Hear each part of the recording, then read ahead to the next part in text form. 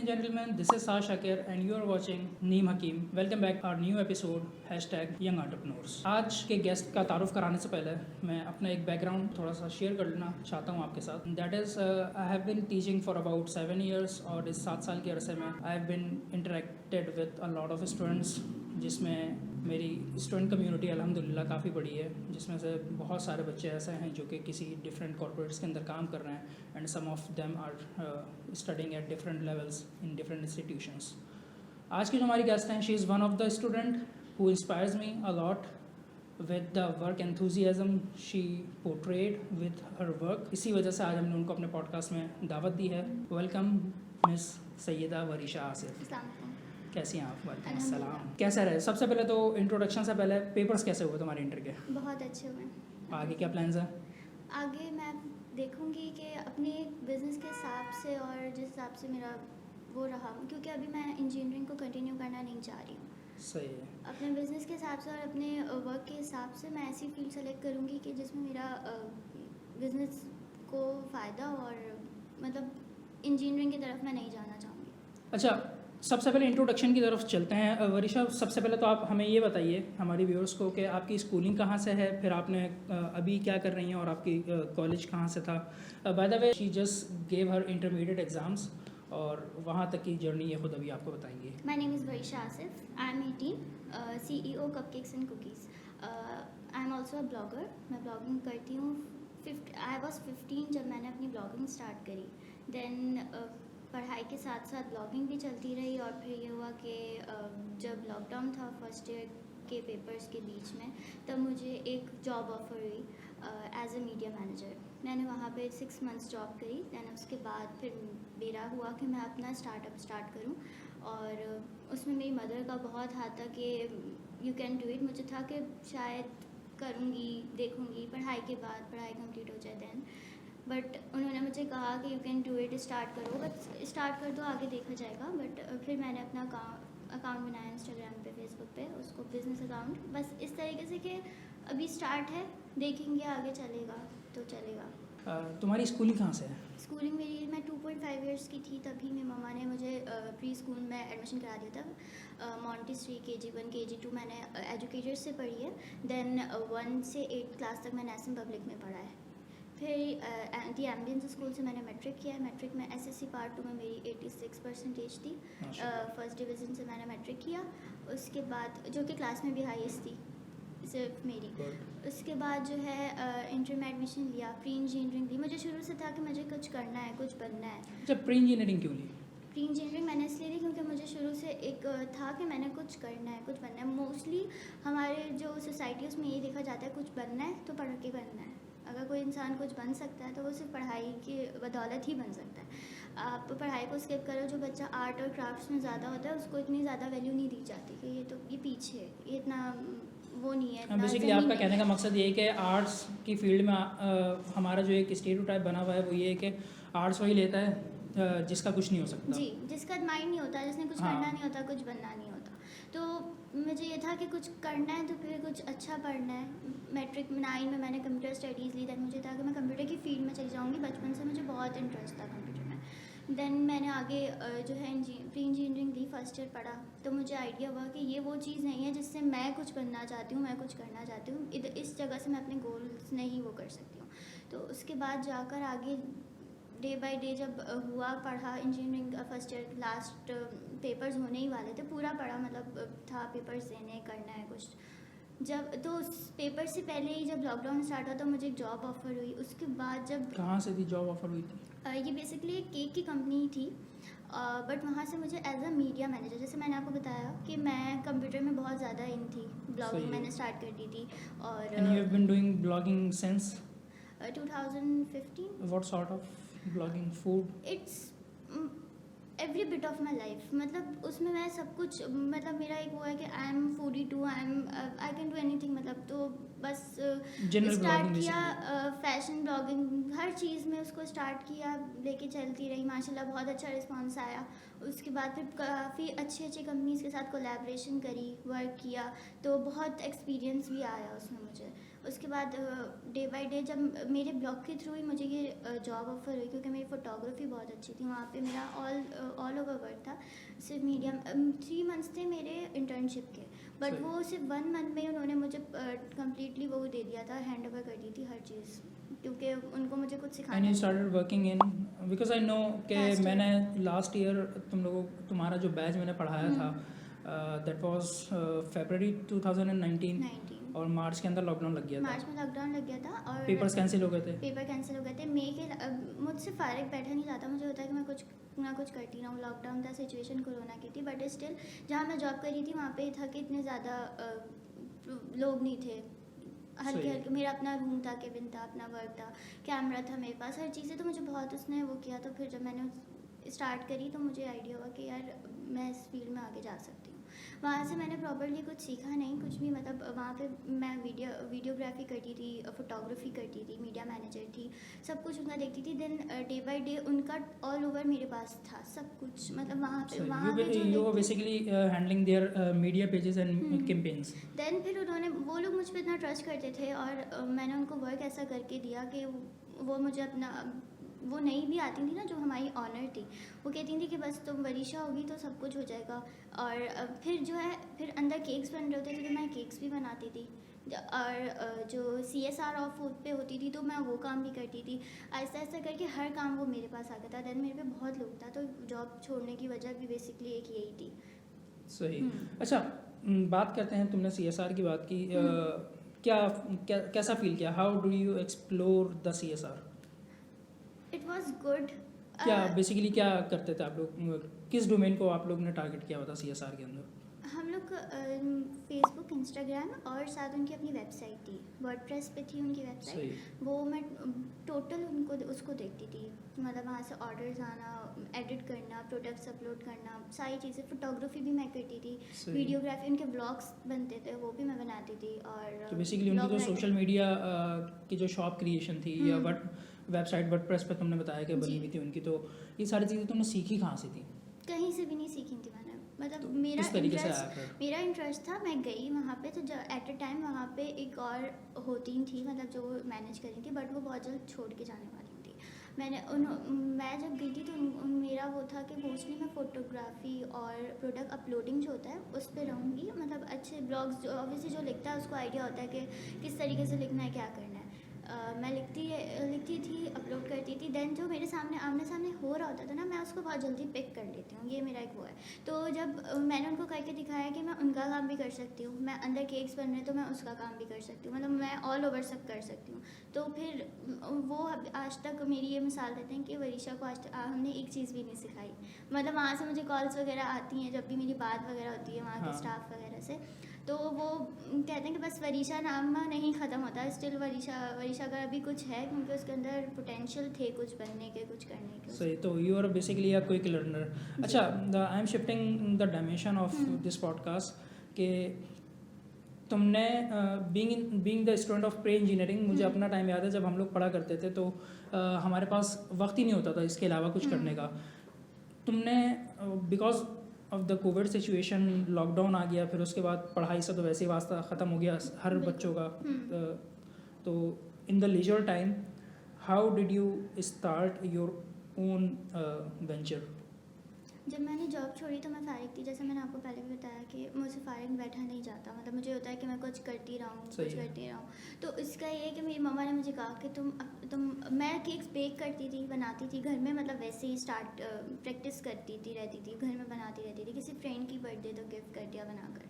तो मम्मा ने कहा कि तुम अपना स्टार्ट करो। मुझे ये था कि मैं अभी नहीं कर सकती, मेरे माइंड में ये जगह चीज़ थी कि अभी नहीं हो सकता, अभी इतनी जल्दी कैसे हो सकता है।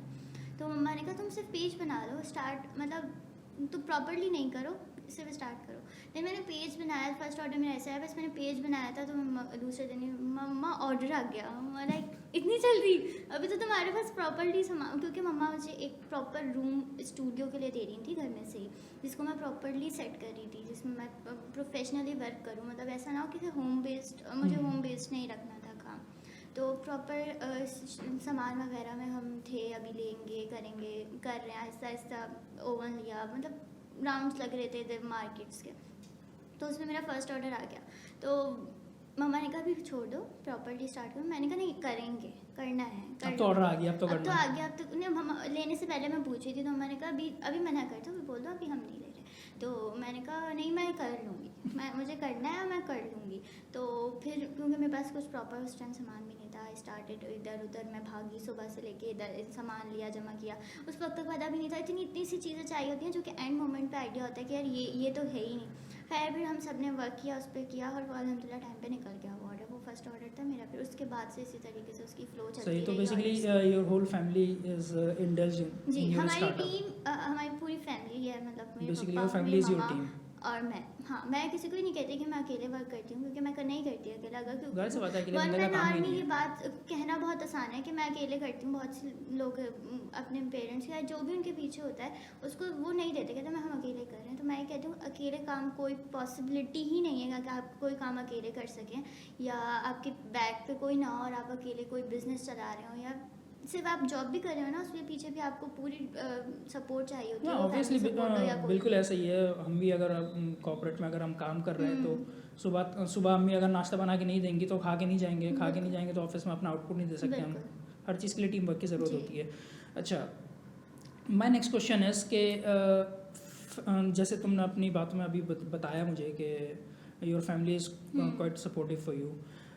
एजुकेशन के ऊपर कितना बर्डन आया तुम्हारे, बिकॉज यूर अल्हम्दुलिल्लाह hmm, working on huge level now, सही है। बिल्कुल। तुम्हारी प्रोफाइल भी मैंने देखी है। बाय द वे, मैं कप केक्स एंड कुकीज़ का नाम सही लिया मैंने, आगे जी पीछे जी, तो नहीं किया। Cupcakes and cookies. Cupcakes and cookies का लिंक मैं डिस्क्रिप्शन में दे दूंगा।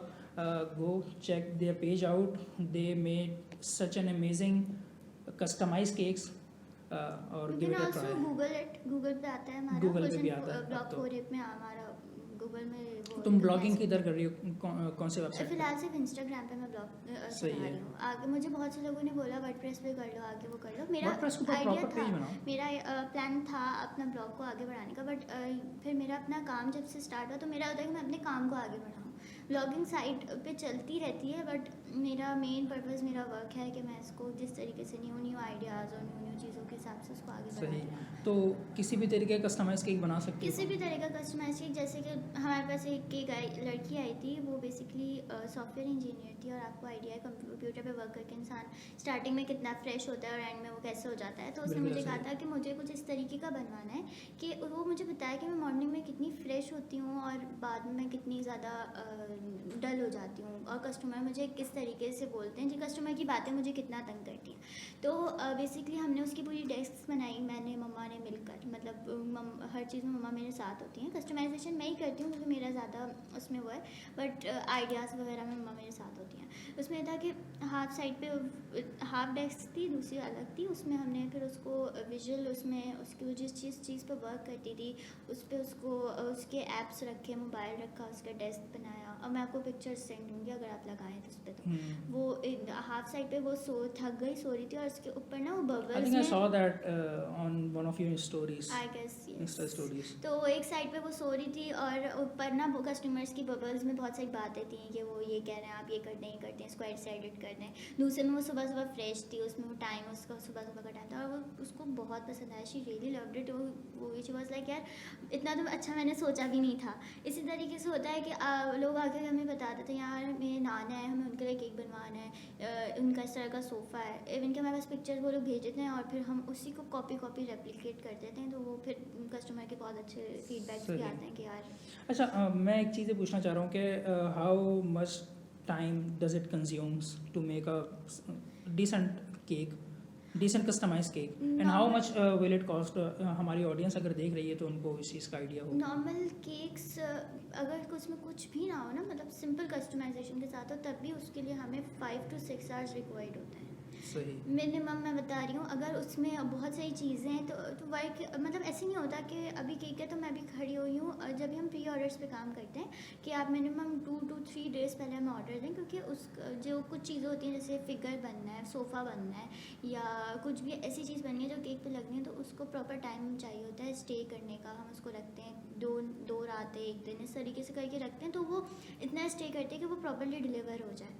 बाकी ये है कि अगर कोई नॉर्मल अर्जेंट में भी हम ले लेते हैं ऑर्डर्स, ये नहीं होता कि हम नहीं लेते, फिर वो हम अपने ऑप्शन से देते हैं कि ये बन सकता है, आपको अगर ये चाहिए तो आप बता दें। वरना ये होता है कि टाइम तो बहुत, आधा काम रात में होता है, आधा दिन में होता है, जैसे मैंने अभी आपको बताया 2 दिन पहले भी हम स्टार्ट कर देते हैं काम, इस तरीके से होता है। And how much does it cost on average? Costing का ये कॉस्ट हमेशा जो है ना डिज़ाइन पे, कस्टमाइजेशन पे डिपेंड तो जाहिर सी बात है, जितना गोल्ड डालेंगे उतना मीठा होता जाएगा, सही है।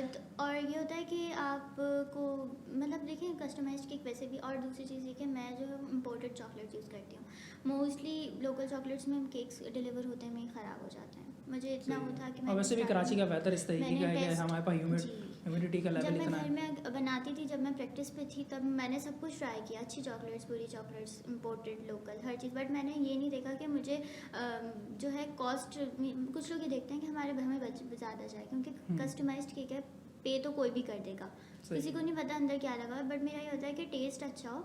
मेरे पास 100% जो रिव्यूज़ आते हैं, लोग टेस्ट करने के बाद मेरी कस्टमाइजेशन भूल जाते हैं कि यार केक तो कस्टमाइजेशन में तो अच्छा था ही, बट टेस्ट ऐसा था कि हमने आज तक नहीं खाया। हमने जब मैं ऑर्डर लेते वक्त अक्सर कस्टमर कहते हैं आपके तो डेलीज़र से भी ज़्यादा रेट्स हैं।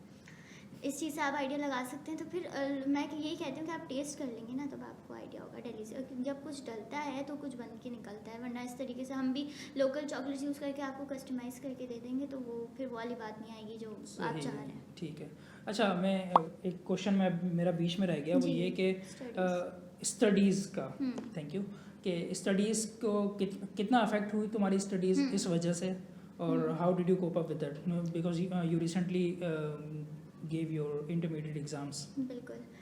कभी भी मेरे पेरेंट्स की तरफ से मुझ पर प्रेशर नहीं था कि तुमने यही करना है और यही बनना है। जैसे कुछ पेरेंट्स होते हैं डॉक्टर बनना है तो बनना है, कुछ बच्चा कुछ भी चाह रहा हो उसको उसकी फील्ड नहीं देखी जाती, या इंजीनियर बनना है तो बनना है। मैंने इंजीनियरिंग ली थी तो भी मैंने अपनी उस पर ली थी कि मैं चाह रही हूँ मैं इंजीनियरिंग ले लूँ, मतलब कोई प्रेशर नहीं था मेरे ऊपर। जब मैंने जॉब करी तब भी मुझ पर ये नहीं था कि तुम्हारी पढ़ाई इफेक्ट होगी। मैंने कहा पढ़ना, साथ पेपर्स भी देना, कोई वो नहीं है तो मैनेज कर सकती हो तो कर लो। पापा ने भी कहा, मैंने भी कहा।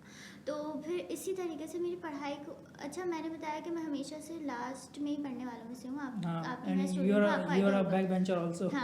आपको आइडिया होगा। तो मैं इसी तरह से थी। अमाउंट में मैंने टॉप किया था, SSC पार्ट 2 में मैंने टॉप किया। इसी तरीके से मेरे बीच में भी स्टडी अच्छी रही, बट फर्स्ट टाइम आने के बाद ये हुआ कि मुझे आइडिया हुआ कि यार ये मेरी फील्ड ही नहीं है, तो मैं थोड़ा सा पीछे वो जब तुमने असाइनमेंट देने बंद कर दिए थे मुझे, जब मैं टेस्ट से भागने लग गई थी तब मुझे आइडिया हुआ कि यार नहीं ये चीज़ नहीं है मेरी, मुझे नहीं करना। फिर भी ये था कि एंड में पढ़ के दे दूंगी, जैसे अभी मैंने किया। मैंने लास्ट ईयर कुछ भी नहीं पढ़ा। मैंने क्या, किसी ने भी नहीं पढ़ा, वो तो दिख रहा था पूरे साल बच्चों में किसी बच्चे ने कुछ भी नहीं पढ़ा, बच्चों ने भी नहीं पढ़ा, शफकत अंकल ने भी शफकत नहीं दिखाई।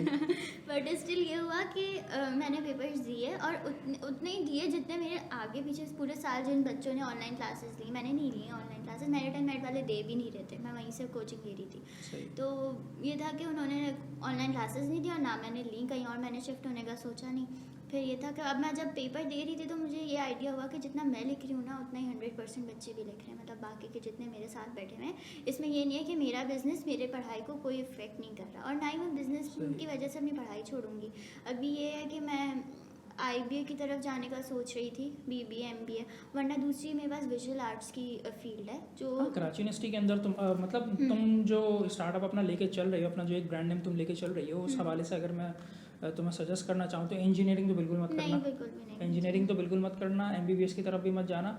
एक्सप्लोर करो तुम बिजनेस फील्ड्स को, ठीक है। IBA अच्छा ऑप्शन है IBA में, लेकिन IBA अफोर्डेबल है या नहीं है ये तुम देखो किस तरीके से, because you are having your own startup also. तो IBA को एक्सप्लोर करो। इसके अलावा तुम विजुअल स्टडीज़ वगैरह देखो जी। या अगर तुम्हारा ब्लॉगिंग की तरफ ही है तो तुम डिजिटल मार्केटिंग, अब तो बेसिकली हमारे पास इतने सारे इंस्टीट्यूट्स हैं, ऑनलाइन इतना मटेरियल अवेलेबल है तुम्हारे पास कि तुम you can do almost everything over the internet for free also, सही है। इसके अलावा तुम्हारे पास बहुत सारे ऑनलाइन कोर्सेज हैं, गूगल स्कॉलर्स के ऊपर तुम्हें मिल जाएंगे, कोर्सेरा के ऊपर मिल जाते हैं दूसरे कोर्सेज तुम्हें। तो अभी तक का तुम्हारा क्या इरादा, तुमने हायर स्टडीज़ के लिए क्या अपने तौर पे क्या सोचा मेरे हुआ है? पास 2 ऑप्शन है, या तो मैं IBS से BBA और देन MBA कर लूँगी, सही है। जो कि मेरे बिजनेस में बहुत मुझे फ़ायदा देगा। दूसरी चीज़, मेरे पास विजुअल आर्ट्स की फील्ड है, क्योंकि मुझे साथ में पढ़ाई के लिए भी टाइम निकालना होगा, यूनिवर्सिटी में ऐसे नहीं पढ़ा जा एक्सप्लोर सकता। मीडिया साइंसेस, मीडिया साइंसेस भी देखा है मैंने। मीडिया साइंसेस को एक्सप्लोर किया, जर्नलिज्म को एक्सप्लोर जी जी, किया, मास जर्नलिज्म, कम्युनिकेशन हाँ, कराची में से करवा कराची रहा है। यूनिवर्सिटी में मास कम्युनिकेशन है। सोसाइटी का कितना प्रेशर था? घर वाले तो थे सपोर्टिव? सोसाइटी का प्रेशर, मैं ऐसी हूँ कि मैं हर किसी को बहुत जल्दी ट्रस्ट कर लेती हूँ, मतलब मेरा ये है कि मैं हर किसी को बहुत अपना बना लेती हूँ, अपना बहुत समझने लग जाती हूँ। सोसाइटी का प्रेशर ये था जब स्टार्ट किया पेज, जब मैंने खुशी खुशी सबको बताया कि यार देखो मैंने मेरा अपना स्टार्टअप, तो एवरीवन वाज लाइक सब कर लेते हैं, कोई बड़ी बात नहीं है, चला के दिखाओ, चला के दिखाना तो देखी जाएगी, मतलब सबका रिएक्शन ये था। बट सब कितने जेलस थे, सबके माइंड में क्या था, सबके अंदर क्या था, वो मुझे बाय फेस पता चल रहा था। खैर फिर जब मेरा पेज चल गया, मेरा स्टार्ट हो गया, तो सबका रिएक्शन ये था, कितना कमा लेती हो, इतने महंगे केक्स लोग खरीद लेते हैं तुमसे, अच्छा मतलब दिन में 5 ऑर्डर्स निकाल रही हो, मतलब मेरी स्टोरीज से देख के 5 केक्स अगर मैंने स्टोरीज पे लगाए हुए तो दिन में 5 ऑर्डर्स चले जाते हैं, और इससे होते कौन है ये लोग जो खरीदते हैं, मतलब इस तरह the world is evolving so much कि हमारे पास अब तो मैं ये कहता हूँ कि आर्टिस्ट इस ज़माने में जितना कमा रहा है उतना तो शायद ही कोई और कमा रहा होगा। डॉक्टर इंजीनियर भी नहीं कमा रहे। बिल्कुल ऐसा ही है। तो देन फिर ये हुआ कि वक्त के साथ साथ जब and art is the field which you chooses your self. Art किसी भी तरीके का हो, वो आप खुद चूज़ करते हो, and when you work on the thing which you chooses, तो आप उसमें इंजॉय भी कर रहे हो, तो आप कमा भी रहे हो, तो फिर आपकी लर्निंग भी साथ साथ हो रही होती है। इस 1 साल में मैंने, मतलब आई कांट से कि कोई एक बंदा भी ऐसा है जो मेरे फेस पे, तो सब अच्छे हैं ऑब्वियसली, जो मेरा दोस्त हो या जो मेरा रिलेटिव हो जाए, जो मुझसे सिंसियरली हैप्पी हो, आपके बड़े होते हैं वो आपसे हैप्पी होते हैं, यार बंदा हमारे सामने का बच्चा कुछ कर रहा है। बट मेरे जितने थे ना, आधों के पेज खुल गए, आधे केक्स बनाना सीख रहे हैं, क्या देख के वरीशा इतना कमा रही है, किसी को ये नहीं पता वरीशा कितनी मेहनत कर रही है, वरीशा की फैमिली कितनी सपोर्टिव है, वरीशा की फील्ड ये थी और अल्लाह ने वरीशा को इस रास्ते पे लाना था।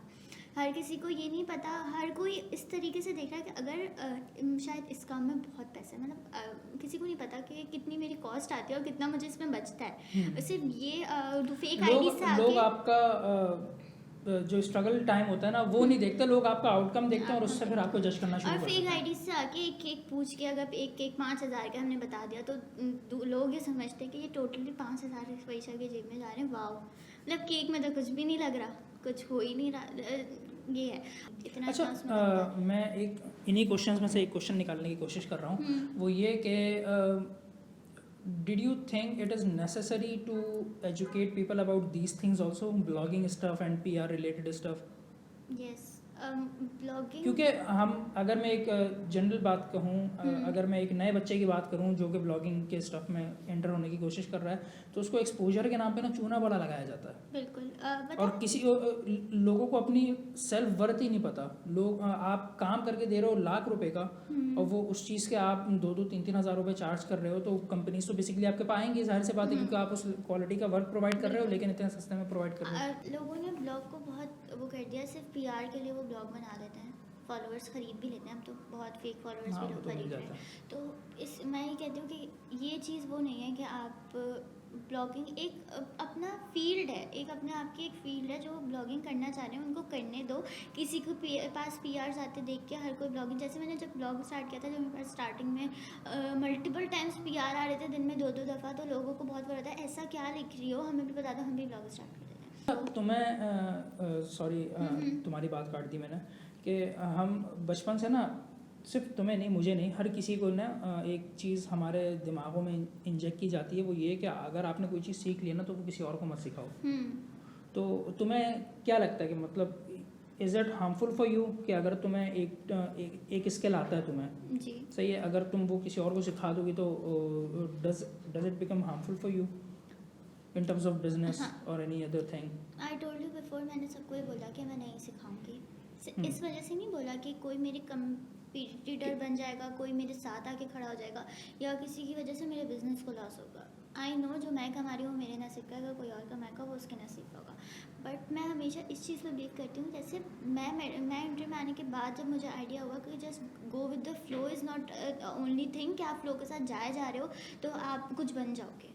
तो अगर मैं फ्लो के साथ जा रही होती तो अभी मैं एनईडी के लिए धक्के खा रही होती कि मुझे एनईडी में एडमिशन चाहिए। तो हर किसी के लिए ना हर किसी की अपनी फील्ड होती है। मैं कहती हूँ अपनी फील्ड ढूंढो, अपने अपने हिसाब से ढूंढो जो आपका इंटरेस्ट है। किसी को कमाता देख के, किसी को पास पीआर आते देख के उस फील्ड में नहीं घुस जाओ, क्योंकि वो उसको अगर कुछ आउटपुट मिल रहा होता है ना तो वो इनपुट बहुत देता है अपना, उसके बाद होता है। किसी भी फील्ड में जाने के लिए, किसी भी फील्ड कुछ भी करने के लिए अगर आप जा रहे हो, अगर आपको लग रहा है कि यार केक बना रही हो तो ये मेरी ही फील्ड है, तो आप पहले उसको पढ़ो, देखो, उसके डेप्थ में जाओ। मतलब ये नहीं कि आपने उसको देखा था, आपने फौरन अपना पेज बना लिया, अगर उसके पेज बन रहे उसके साथ पास पहला ऑर्डर आएगा तो आपके पास ऑर्डर आ जाएगा।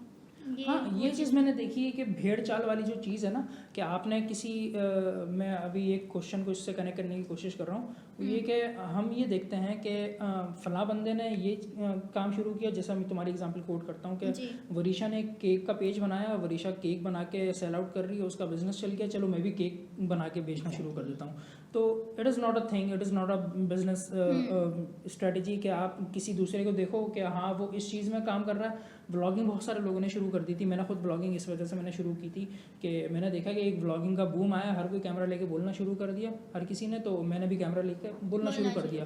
2 बनाई, 3 बनाई, 4 बनाए, फिर मुझे समझ में आ गया नहीं यार vlogging is not my stuff.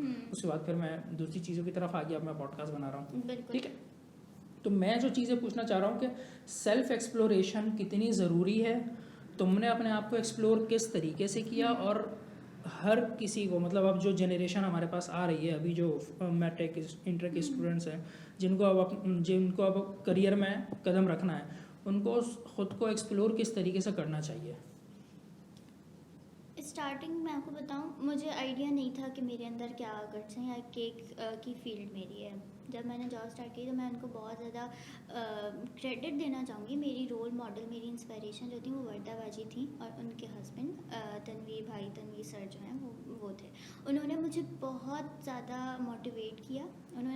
उनके वर्ड्स थे कि इंशाल्लाह तुम मुझसे भी आगे जाओगी। शी डजंट फील जेलस कि वो मेरी फील्ड में आ जाएगी, क्योंकि उन्होंने मेरे अंदर पोटेंशियल देखा कि मैं कुछ कर सकती हूँ, इस काम में मैं आगे जा सकती हूँ। ये फर्स्ट स्टेप था, मुझे आइडिया हुआ कि इसके अंदर मैं कुछ कर सकती हूँ। फिर जब इंटरेस्ट रहा तो मैंने कहा भूलो मत, चीज़ें करती रहो घर में। और दूसरा हाथ मम्मा का था, मैंने कहा स्टार्ट करो, तो मैंने आपको पहले भी बताया कि तुम स्टार्ट करो। फिर स्टार्ट किया। मुझे उस वक्त अपने आप पे बिल्कुल ट्रस्ट नहीं था कि मैं सब कर सकती हूँ, या अभी मैं रेडी नहीं थी इस सब के लिए। अभी ना मुझे यही था कि जैसे सब पढ़ रहे हैं वैसे मैंने पढ़ना है, जैसे अभी सब कर रहे हैं, मतलब यूनिवर्सिटी जाएंगे, पढ़ेंगे, लिखेंगे, फिर निकल के जॉब करेंगे, देन कुछ बनने के टाइम आएगा तो शादी हो जाएगी।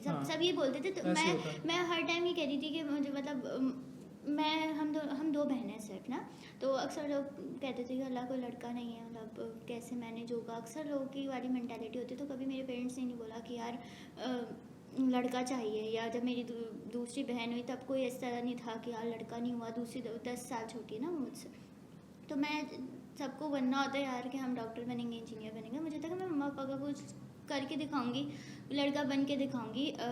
लड़का नहीं, मतलब कुछ अगर लड़की जॉब करती है, लड़की कुछ करती है ना, तो ये होता है कि मजबूरन कर रही है, उसको ज़रूरत है, घर को सपोर्ट कर रही है। लाजमी नहीं है अगर कोई लड़की जॉब करने निकल रही है तो वो सिर्फ, अगर बिजनेस कर रही है तो वो सिर्फ सब फैमिली को सपोर्ट करने के लिए कर रही है या मजबूरन कर रही है। हाँ, लेकिन ये मेंटालिटी नहीं है अभी पाकिस्तान की, कराची में ये वाली सोच नहीं सोची जाती। मतलब वो होता है कि अगर निकल रही है तो वो मजबूरन ही कर रही है। जो अपनी चीज़ इसके अंदर जो तुम मैनेज कर रही हो हर चीज़, तुम इसकी प्रोडक्शन भी देख रही हो, तुम इसकी लॉजिस्टिक्स भी देख रही हो, कहाँ ट्रैवल करना है, कहाँ से क्या चीज़ ख़रीदनी है, ठीक है, मैन्युफैक्चरिंग हो गई तुम्हारे पास सप्लाई हो गई इस चीज़ की, हर चीज़ तुम मैनेज कर रही हो, तुम्हारे पास एक्सपीरियंस भी है इन सारी चीज़ों का एक साथ आ रहा है। अच्छा, माय नेक्स्ट क्वेश्चन है इसके, where did you see your brand, your startup in next 5 years? Next 5 years तो बहुत कुछ करना है। आई जस्ट वांट, मैं कहीं और अपनी ब्रांच खोलूँ किसी और सिटी में, लाहौर इस्लामाबाद बहुत से लोग आते हैं, पिंडी साइड जहाँ इतनी ज़्यादा अवेयरनेस नहीं है, वहाँ के लोगों को केक्स चाहिए होते हैं दे साइड के, और आप किसी तरीके से भिजवाते हैं मगर ट्रैवल नहीं हो सकते इतने ज़्यादा। Let's wind up this podcast here. मुझे ये बताओ, तुम खुश हो what you are doing? Yes, I am so happy. और न्यू जो आने वाली जनरेशन है इनको तुम क्या ब्रीफ करना चाहोगी, क्या एडवाइस देना चाहोगी अबाउट देयर स्टार्टअप्स? मेरी एडवाइस About ये है कि whatever they are- whatever you are they going want to for, that doesn't matter कि आप केक्स कर रहे हो या कुछ भी। If you are going for job तो पहले आप अपने अंदर का देखो आप क्या कर रहे हो। अगर पेरेंट्स कन्विंस नहीं हो रहे हैं तो आप उनको करो कि ये हमारी फील्ड है। अगर आपको Let's give it a लग रहा है try. ना, हाँ, अगर आपको हो रहा है ना तो ये नहीं है कि आपको डॉक्टर बनना है तो आप डॉक्टर हो सकता है कि डॉक्टर में आपकी फील्ड हो। I am not saying that कि अगर कहीं आप इंजीनियरिंग पढ़ रहे हो तो आप छोड़ के दूसरी जगहों पर चले जाओ कि यार नहीं ये हमारी फील्ड है। तो पहले अपने अंदर देखो, आगे पीछे देखो, स्टडी करो और डेप्थ में जाओ कि यार ये फील्ड है, लगे है तो इन उसके अंदर जाओ। अगर जब आप स्टार्ट करोगे अल्लाह आपका खुद इतना साथ देगा कि आपको आइडिया हो जाएगा यार यही हमारी फील्ड है। So let's wind up this podcast here. I hope आप सबको इस पॉडकास्ट में काफ़ी इन्फॉर्मेशन मिली होगी। Thank you miss Varisha Thank you so much for for- being in the podcast, और I will see you guys in the next one. अस्सलाम वालेकुम।